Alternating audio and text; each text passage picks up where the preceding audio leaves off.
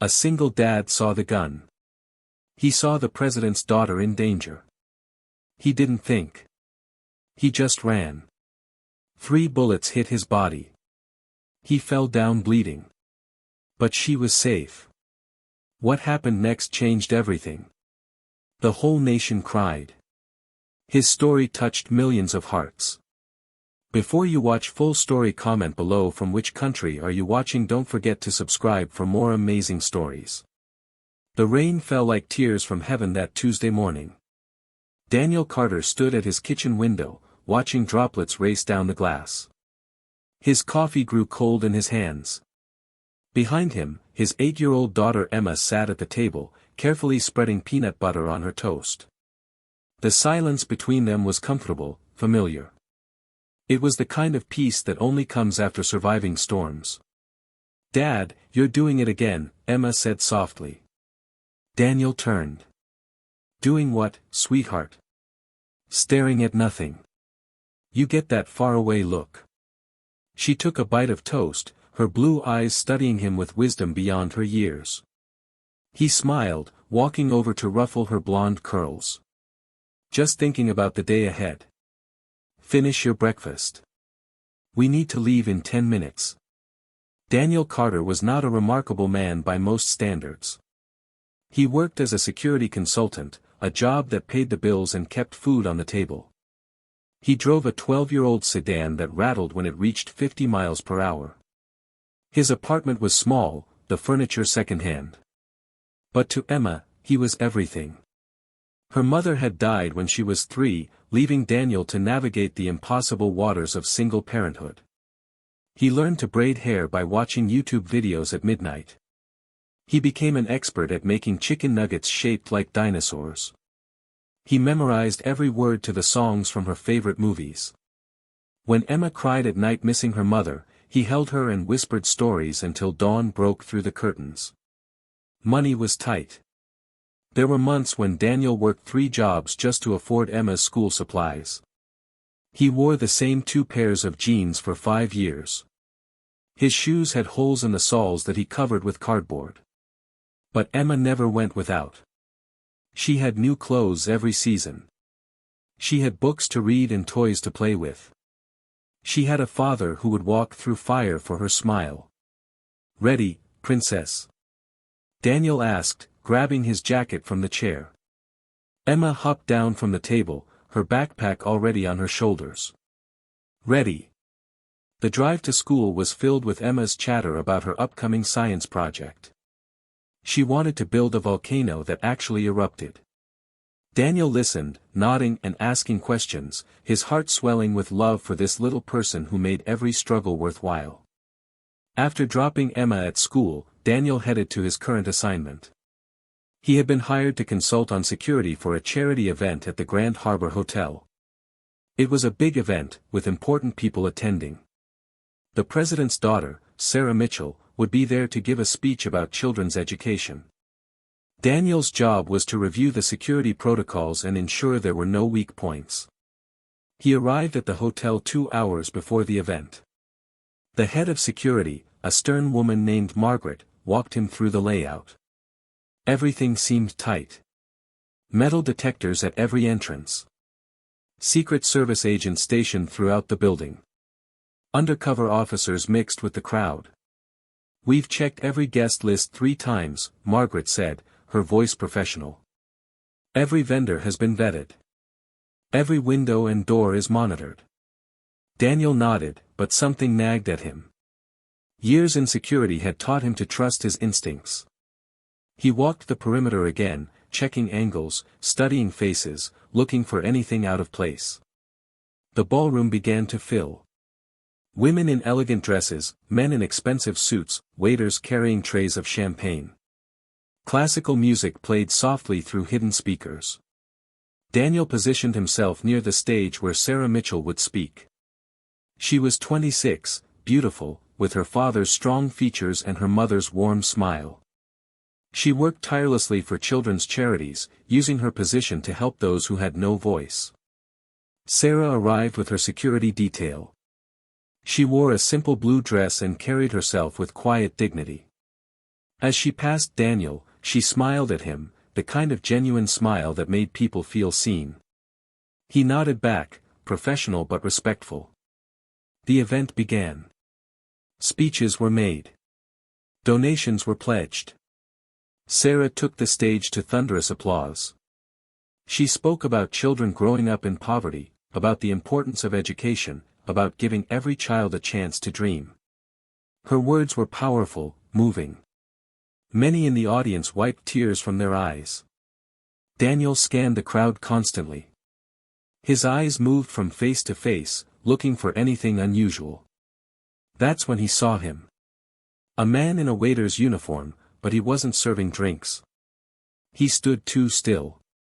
His eyes were fixed on the stage with an intensity that made Daniel's blood run cold. The man's hand moved toward his jacket. Time seemed to slow down. Daniel's mind processed what was happening in fractions of seconds. The man was pulling out a gun. Security hadn't noticed him yet. He was too far from Sarah's Secret Service agents. In 3 seconds, he would have a clear shot. In 5 seconds, Sarah Mitchell would be dead. Daniel didn't think. He ran. His body moved on pure instinct, fueled by years of training in something deeper, something primal. He thought of Emma. He thought of all the children Sarah's work had helped. He thought of what her death would mean to the nation, to hope, to goodness in the world. He reached Sarah just as the gunman fired. The first bullet was meant for her heart.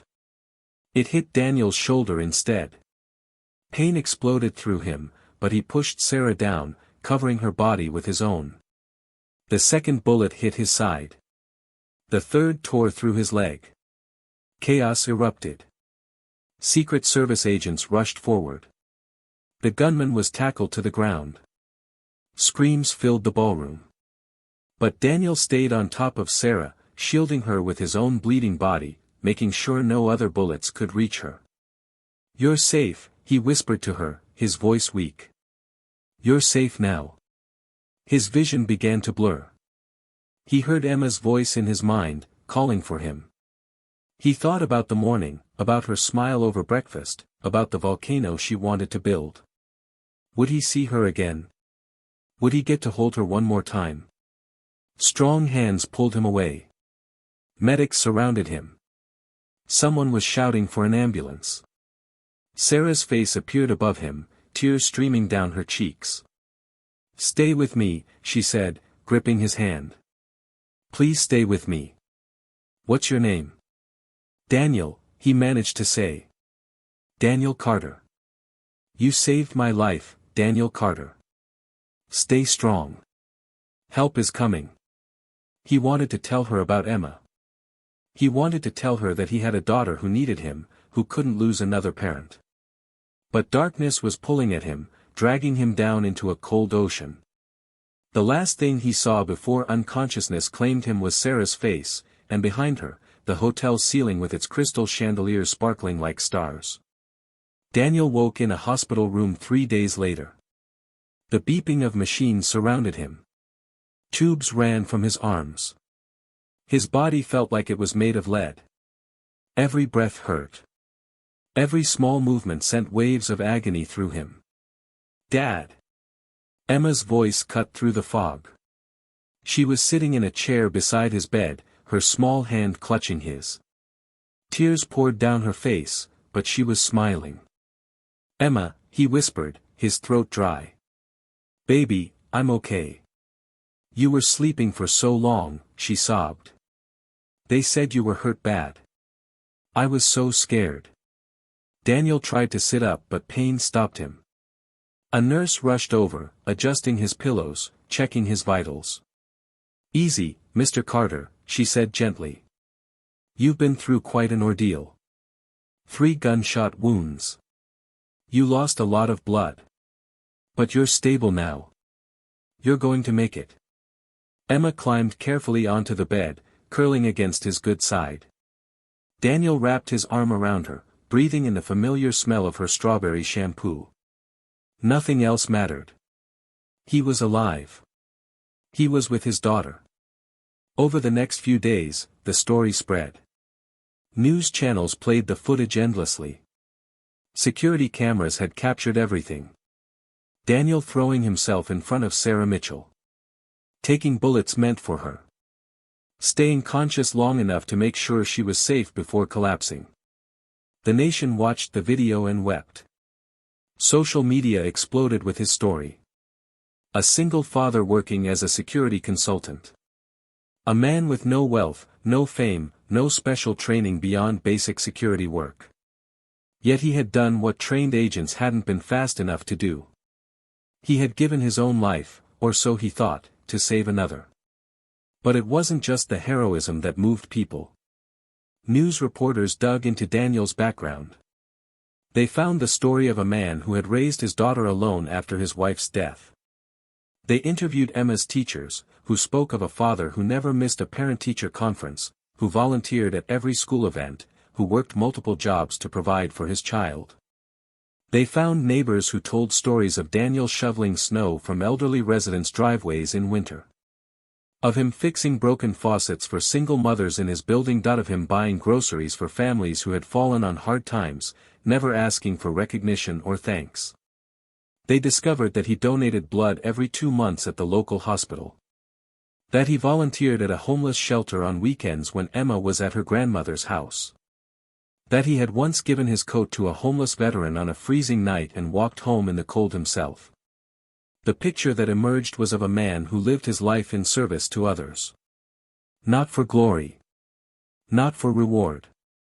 But because it was who he was at his core. A protector. A giver. A man who measured his worth not by what he had, but by what he could do for others. The president himself came to visit Daniel in the hospital. He stood at the bedside with his daughter Sarah, both of them with tears in their eyes. "Mr. Carter," the president said, his voice thick with emotion. "What you did for my daughter, there are no words. You gave everything without hesitation. You are the embodiment of courage and selflessness." Daniel shook his head weakly. "I just did what anyone would do." "No," Sarah said softly. "Most people wouldn't. Most people would freeze. Most people would think of themselves first.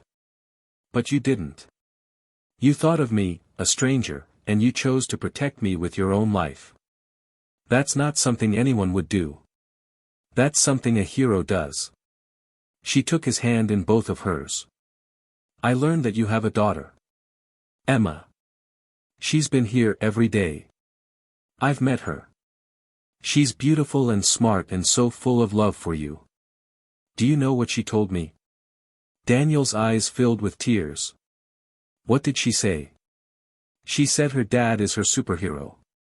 That you always protect people, that even when things are hard, you help others. She said she wants to be just like you when she grows up." Sarah's voice broke. "You've already changed the world, Daniel. You've raised a child who understands what it means to be good. And now you've reminded our entire nation what true heroism looks like." The president cleared his throat. "We've set up a fund for your medical expenses and for Emma's future education. People from across the country have donated. Last count, it was over $2 million. Daniel's mouth fell open. "I can't accept that. I didn't do this for money." "We know," the president said. "That's exactly why you deserve it. You've spent your whole life giving to others. Let others give back to you now. Let them show you that goodness is recognized, that sacrifice matters, that heroes shouldn't have to struggle." Over the following weeks, as Daniel slowly healed, the outpouring of love and support continued. Letters arrived by the thousands. Children sent drawings. Schools invited him to speak. Businesses offered him jobs. But through it all, Daniel remained humble. He gave interviews from his hospital bed, and each time, he redirected attention away from himself. "I'm not special," he would say. Every parent would do the same for their child. Every good person would help someone in danger. We all have that capacity inside us. We just have to choose to act on it. But the nation disagreed. They saw in Daniel something rare and precious. In a world that often felt dark and divided, here was a man who proved that goodness still existed. That ordinary people could do extraordinary things. That love and courage weren't just words, but actions. Emma returned to school a hero's daughter. But she remained the same sweet, kind child she had always been. When other kids asked about her dad, she simply said, "He's my dad. He takes care of people. That's what dads do." 6 weeks after the shooting, Daniel was released from the hospital. He still had a long road of physical therapy ahead, but the doctors were amazed by his recovery. They said his will to live, his determination to return to his daughter, had pulled him through when others might have given up. A car was waiting to take him home. Not his old rattling sedan, but a new vehicle, donated by a grateful car company. The trunk was filled with gifts for Emma. Toys, books, a new bicycle. Daniel smiled but felt overwhelmed. When they arrived at his apartment building, he found that wasn't where he was going. Sarah Mitchell had arranged for him and Emma to move into a beautiful house in a safe neighborhood with good schools. It was modest by the standards of the wealthy, but to Daniel, it looked like a palace. "This is too much," he protested to Sarah, who had come to welcome him. "It's not enough," she replied. "You gave me my life, Daniel. You gave my father his daughter. You gave my future children their mother. How can anyone put a price on that? This house is paid for. Emma's college education is secured. You have a trust fund that will ensure you never have to work 3 jobs again. Accept these gifts not as charity, but as gratitude. As love from a nation that you reminded how to be good." Emma ran through the house, squealing with delight at her new room, the backyard with a swing set, the kitchen where she and her dad could cook together. Daniel watched her joy and felt his resistance crumble. This wasn't about him. This was about giving his daughter the life she deserved, the life he had always worked so hard to provide. He turned to Sarah, tears in his eyes. "Thank you. Not just for this, but for the work you do. For caring about children like Emma. That's why I did what I did. Because people like you make the world better, and the world needs that light." Sarah hugged him gently, careful of his healing wounds. "And people like you are why I keep fighting. You showed me that heroes aren't just in stories. They're in hospital security consultants who take bullets for strangers. They're in single fathers who sacrifice everything for their children. They're real, and they're everywhere, if we just open our eyes to see them." 1 month later, Daniel stood before Congress. He still walked with a slight limp, but his posture was strong. The chambers were packed. Every senator and representative was present. The president sat in the front row with Sarah beside him. Emma sat with Daniel's mother in the gallery, waving excitedly when she caught her father's eye. The president stood to speak. "Today, we honor Daniel Carter with the Presidential Medal of Freedom, the highest civilian award in our nation. This medal is given to individuals who have made exceptional contributions to the security or national interests of America, to world peace, or to cultural or other significant public or private endeavors." The president paused, looking directly at Daniel. But Daniel Carter did something more than contribute. He reminded us what it means to be American. Not the flag-waving kind of patriotism, though that has its place. But the deep, soul-level commitment to protecting each other. To standing up when others are in danger. To valuing human life above our own safety. He walked to Daniel and placed the medal around his neck. The chamber erupted in applause that went on for 5 full minutes. Senators and representatives, politicians who rarely agreed on anything, stood together clapping for a man who had shown them what true leadership looked like. When the applause finally died down, Daniel was asked to say a few words. He approached the microphone, his hands shaking slightly. He had faced down gunfire without flinching, but speaking before Congress terrified him. "I don't know what to say," he began, his voice soft. "I'm just a regular guy. I work hard. I love my daughter. I try to be kind. That's all. He looked up at Emma in the gallery. But maybe that's the point. Maybe heroism isn't about being special. Maybe it's about being present. About seeing someone who needs help and choosing to help them. About loving so deeply that protecting others becomes instinct. He paused, gathering his thoughts. My wife died 7 years ago. It was the worst day of my life. I thought I would drown in that grief. But then I looked at my baby daughter, and I knew I had to keep going. Not just survive, but really live. To show her what it means to be good in a world that can be cruel. To teach her that one person can make a difference. His voice grew stronger. Every day, I see heroes. Teachers who spend their own money on supplies for their students. Nurses who work double shifts to care for patients.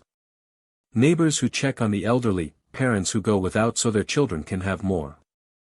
These are the real heroes of America. I'm honored to stand here, but I'm just one of millions. He looked at Sarah. Miss Mitchell, your work matters. The children you help, the lives you change, that ripples out in ways you can't even imagine. One of those children might grow up to cure cancer. One might become a teacher who inspires thousands. One might just become a good parent who raises their children with love. All of that matters. All of that is worth protecting. He turned back to the assembled Congress. I hope my actions that day remind people that we need to protect goodness wherever we find it. We need to shield those who fight for others. We need to stand between danger and the innocent, even when it costs us everything. Because if we don't, if we let fear make us selfish, then we lose what makes us human. The chamber was silent except for the sound of quiet weeping. Hard-faced politicians wiped their eyes. Sarah covered her face with her hands, her shoulders shaking. The president stood with his head bowed, visibly moved. Daniel finished simply. Thank you for this honor. But the real honor is getting to live in a country where people care about each other. Where kindness is still valued. Where a single dad working 3 jobs can become someone his daughter is proud of. That's the American dream right there. Not wealth or fame, but love and purpose. I have both, and that makes me the richest man in this room. He stepped back from the microphone. The applause started slow, then built like thunder. Everyone in the chamber rose to their feet. Emma waved frantically from the gallery, her face glowing with pride. Daniel waved back, smiling through his tears. Life slowly returned to normal, though normal looked different now. Daniel took a job as the director of security for a nonprofit that helped homeless veterans. The pay was good, the hours reasonable, and the work fulfilled him. He got to help people who had served their country, people who reminded him of the man he strived to be. Emma thrived in her new school. She made friends easily, her natural kindness drawing others to her. She joined the science club and, with her father's help, built that volcano she had dreamed of. It erupted spectacularly at the science fair, winning first prize. But Emma donated her prize money to a charity that provided school supplies to children in poverty. Dad taught me that winning isn't about keeping the prize, she told the local newspaper that covered the story. It's about using what you have to help others. That's what makes you a real winner. The reporter asked Daniel about raising such a remarkable child. He laughed and said, "She's remarkable because her mother was remarkable. I just try not to mess her up too much. Kids learn by watching what we do, not by listening to what we say. So I try to do things worth watching." Sarah Mitchell became a regular visitor. She and Emma bonded quickly. Sarah had no siblings, and Emma had no mother. They filled empty spaces in each other's lives. Sarah taught Emma about art and music and the wider world. Emma taught Sarah how to braid hair and make paper airplanes and find joy in simple things. One evening, 6 months after the shooting, Sarah came to dinner at Daniel's house. Emma had insisted on cooking, which meant slightly burnt chicken nuggets and a salad with too much dressing, but it was made with love. They ate together, laughing and talking, three people who had found their way into each other's hearts through tragedy and courage. After Emma went to bed, Daniel and Sarah sat on the porch, watching fireflies dance in the warm night air. "Can I ask you something?" Sarah said quietly. "Anything." "What did you think about in that moment? When you ran toward the gunman, what went through your mind?" Daniel was quiet for a long time. "I thought about Emma. About how I would feel if something happened to her. About how your father would feel if he lost you. And I thought about all the children you help. How many lives would be changed if you weren't there to fight for them. It wasn't really a decision. It was just instinct. The right thing to do." Sarah wiped her eyes. "I think about that day constantly. About how close I came to dying. About how you didn't hesitate. Sometimes I wake up at night and I can still hear the gunshots. But then I think about you, and I remember that there's more good in the world than evil. That people like you exist. People like me are everywhere," Daniel said. "You just have to look. Every day, people make small choices to be kind. To help a stranger. To stand up for what's right. I just happened to make that choice when cameras were watching." "But you make that choice every day," Sarah insisted. "I've seen how you live. How you treat people. How you raise Emma. You don't do it for applause. You do it because it's who you are. That's what makes you extraordinary." They sat in comfortable silence, two souls connected by a moment of violence that had revealed the best of humanity.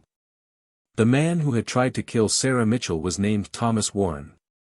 He was 43, a former accountant who had lost everything in a financial scheme he blamed on government corruption. His wife had left him. His children refused to speak to him. He had spiraled into hatred and conspiracy theories, convincing himself that the president's family represented everything wrong with the world. At his trial, prosecutors sought the death penalty. But when Daniel was asked to testify, he surprised everyone. "I don't want him to die," Daniel said on the witness stand. "What good does that do? It won't change what happened. It won't make the world safer. It just adds more death to death." The prosecutor pressed him. "This man tried to kill Sarah Mitchell. He shot you 3 times. He wanted to hurt an innocent woman and terrorize the nation. You don't want justice." "I want something better than justice," Daniel replied. "I want understanding. I want us to figure out how a regular man becomes so consumed by hate that he tries to murder someone. I want us to fix whatever broke inside him so it doesn't break inside others. Killing him is easy. Healing what's broken in our society, that's hard. That's what we should be focused on." His words sparked a national conversation. Victims' rights groups argued both sides. Some said Daniel's forgiveness was his to give. Others said he was being naive. But many people, tired of endless cycles of violence and retribution, heard in his words a different path. Thomas Warren was sentenced to life in prison without parole. But something unexpected happened. Daniel began corresponding with him. Short letters at first, then longer ones. He didn't excuse what Warren had done. He didn't pretend it was okay. But he tried to understand. "My daughter lost her mother," Daniel wrote in one letter. "I know what it's like to have your world fall apart. I know anger and grief and the desire to blame someone, anyone, for the pain. But I learned that hate only makes the pain worse. It eats you from the inside. The only thing that heals is love. Choosing to love anyway, even when the world gives you every reason not to." Warren didn't respond to the first 10 letters. But slowly, something began to shift. He started to write back. He apologized, though the words felt hollow even to him. He talked about his pain, his rage, his regret. And Daniel listened, writing back with compassion but also honesty. "What you did was wrong," Daniel wrote. "You tried to take a life. You nearly took mine. You hurt people who loved Sarah, people who never did anything to you. You have to live with that. But you don't have to let it define the rest of your existence. Even in prison, you can choose to be better. You can choose to help others. You can choose to let this be the worst thing you ever did, not who you are forever. The correspondence continued for years. It never became a friendship exactly, but it became something important. A bridge between two men on opposite sides of a horrible moment, trying to find meaning in the wreckage. News of the letters leaked eventually. Some people praised Daniel for his extraordinary forgiveness. Others criticized him for showing kindness to a would-be murderer. Daniel ignored both extremes. "I'm not doing this for anyone but myself," he told a persistent reporter. "Carrying hate is exhausting. I don't have the energy for it. I have a daughter to raise, a life to live, and work to do. If I spend my days angry at Thomas Warren, then he wins. He takes my time, my peace, my joy. I won't give him that power. So I choose forgiveness, not because he deserves it, but because I deserve to be free." Emma grew up in the shadow of her father's heroism, but it never crushed her. She remained grounded, kind, and thoughtful. When she turned 16, reporters still occasionally asked for interviews. She always gave the same answer. "My dad is my hero, but not because of that one day. He's my hero because of every day. Because he made my lunches and helped with my homework and drove me to soccer practice even when he was exhausted. Because he taught me that being good is a choice you make over and over, in big moments and small ones. That's what I want people to remember." She applied to colleges with an essay about growing up as the bullet hero's daughter. But the essay wasn't about fame or medals. It was about learning from her father that real strength is gentleness, real courage is vulnerability, real heroism is showing up for the people you love every single day. She got into her first choice, a prestigious university with a scholarship that covered everything. But true to her nature, she chose a different school, one that cost less, and asked that the scholarship money go to 3 other students from low-income families. "I'm already blessed beyond measure," she told the scholarship committee. "Let someone else have a chance." Daniel cried when she told him her decision. Not from disappointment, but from overwhelming pride. This girl, this beautiful soul, had learned everything he had tried to teach her. On her 18th birthday, Sarah Mitchell threw Emma a party. It was at the Mitchell family estate, but it was small and intimate. Just Emma's closest friends, Daniel, Sarah, and a few family members. They ate cake and played games and laughed until their sides hurt. As the sun set, Sarah pulled Emma aside. "I have something for you," she said, handing her an envelope. Inside was a letter, handwritten on elegant stationery. "Dear Emma," it read. 18 years ago, your father gave me my life. Not just by taking bullets meant for me, but by showing me what a life well lived looks like. I have tried to honor his sacrifice by working harder, loving deeper, and fighting more fiercely for the children who need advocates. But I could never repay the debt I owe your family. So instead, I want to pay it forward. This letter is a promise. Whatever you choose to do with your life, wherever your dreams take you, I will support you. Not with money, though that's available if you need it. But with mentorship, guidance, connections, and love. You are the daughter of a hero, but you are also a hero in your own right. Your kindness, your intelligence, your compassion, these are the things that will change the world. I am honored to walk beside you as you do it. With love and eternal gratitude, Sarah. Emma read the letter through tears. She hugged Sarah tightly, and in that embrace was the full circle of everything that had happened. Violence had brought them together, but love had made them family. Years passed like pages in a beloved book. Daniel continued his work helping veterans, never seeking recognition, always just showing up to serve. Emma graduated high school with honors, her acceptance speech thanking her father for teaching her that true wealth was measured in kindness, not currency. Sarah Mitchell remained a constant presence in their lives, a sister Emma never had, a friend Daniel treasured. Together, the three of them created a foundation that provided security training and support for single parents, helping them build safer, more stable lives for their children. That night, as Daniel tucked a now 18-year-old Emma into bed one last time before she left for college, she held his hand tight. "Dad, I'm scared," she whispered. "What if I can't be as good as you?" He kissed her forehead. "You're already better. You're kinder, smarter, and braver than I ever was. But Emma, you don't have to be me. You just have to be you. That's all this world needs. Your authentic, beautiful self, choosing love every single day. Promise me something," she said. "Anything. Promise me you'll take care of yourself. No more throwing yourself in front of bullets. I need you here. I need my dad." He laughed softly. "I promise. I've learned my lesson. From now on, I'll protect people in safer ways. Deal? Deal." As Daniel walked out of her room, he paused at the doorway, looking back at his daughter.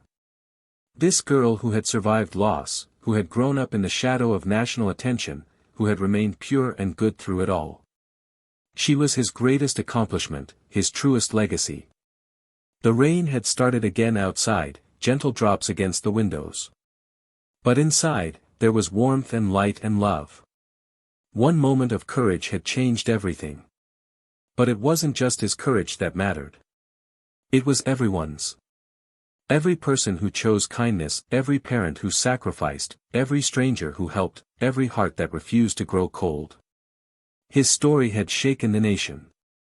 And maybe that was the real miracle. Not that one man took 3 bullets. But that millions of people saw it and decided to be braver, kinder, better. That was how the world changed. One choice at a time. One person at a time. One act of love at a time.